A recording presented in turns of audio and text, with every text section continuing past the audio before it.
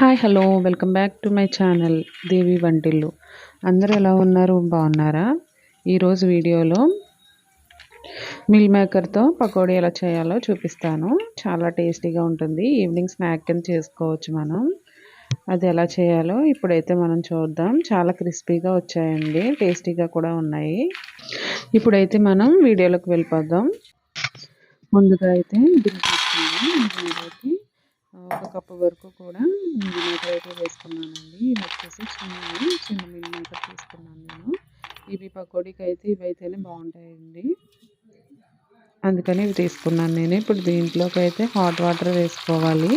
Hot water వేసుకొని ఇవి water పీల్చుకున్న తర్వాత పిండుకొని ఇంకో బౌల్లోకి తీసుకోవాలండి. గోరువెచ్చని నీళ్ళైనా వేసుకోవచ్చు.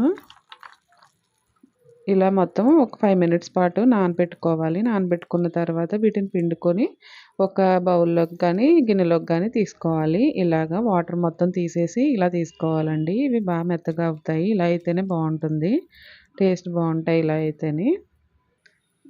ఇప్పుడు దీంట్లోకి మనం పసుపు వేసుకుందాము. ఒక చిటికెడంతా పసుపు వేసుకుంటున్నాను నేను.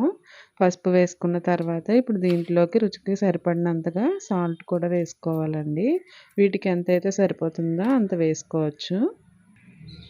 సాల్ట్ కూడా వేసుకున్న తర్వాత చిల్లీ పౌడర్ వేసుకోవాలి. నేనైతే ఒక స్పూన్ వరకు చిల్లీ పౌడర్ వేస్తున్నాను. కొంచెం ఎక్కువే పడుతుంది. ఇంకా ఫుడ్ కలర్స్ అలాంటివి ఏం వేయట్లేదండి నేను. ఇంట్లో చేసుకుంటున్నాం కాబట్టి ఇలా హెల్తీగా ఇలాగే చేసుకుంటే బాగుంటాయి.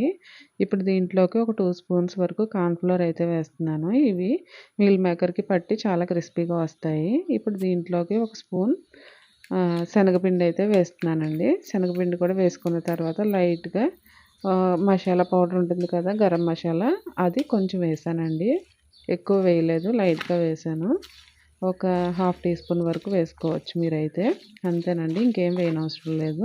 వాటర్ కూడా ఏం వేయకూడదు. ఆల్రెడీ మిల్ మేకర్లో వాటర్ ఉంటాయి కాబట్టి ఆ వాటర్తోనే మనకి సరిపోతుంది. వాటర్ అయితే ఏం వేయకూడదు. ఇలాగే కలిపేసుకొని పక్కన పెట్టుకోవాలండి బౌల్లోకి. అలాగే ముందుగా ఆయిల్ అయితే హీట్ చేసి పెట్టుకున్నానండి నేను ఇది కలిపే ముందే. ఇప్పుడు దీంట్లోకి వేసేసుకోవాలి. ఆయిల్ బాగా హీట్ అయ్యాకనే వేసుకోవాలండి, హీట్లోనే ఉండాలి.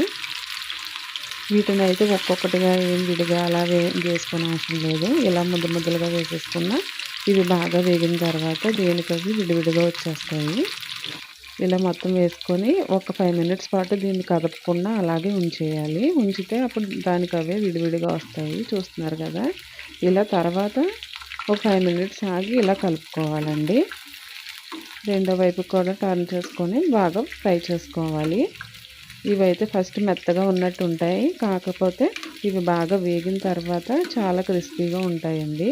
ఈవినింగ్ పిల్లలకి మనము తినడానికి కూడా స్నాక్స్గా చాలా బాగుంటుంది. చాలా సింపుల్గా కూడా అయిపోతుంది. ఒకసారి ఇలా అందరూ తప్పకుండా ట్రై చేసి చూడండి, చాలా టేస్టీగా ఉంటాయి. ఇవైతే బాగా ఫ్రై అవ్వాలి. చూసారు కదా, ఇలా ఫ్రై అవ్వాలండి.